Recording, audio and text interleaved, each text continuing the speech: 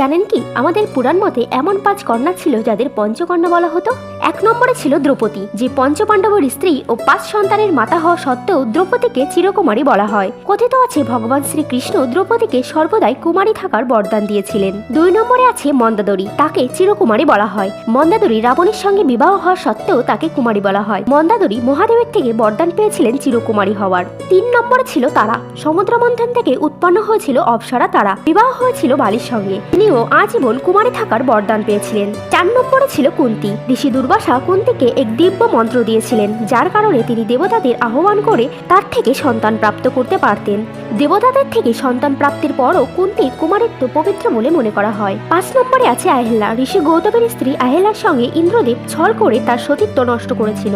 তখন ঋষি গৌতমের অভিশাপের কারণে তার স্ত্রী আহেল্লা পাথরে রূপান্তরিত হয়েছিল। ত্রেতা যুগে প্রভু রামের স্পর্শে তার যৌবন ফিরে আসে এবং তাকে চিরকুমারী হওয়ার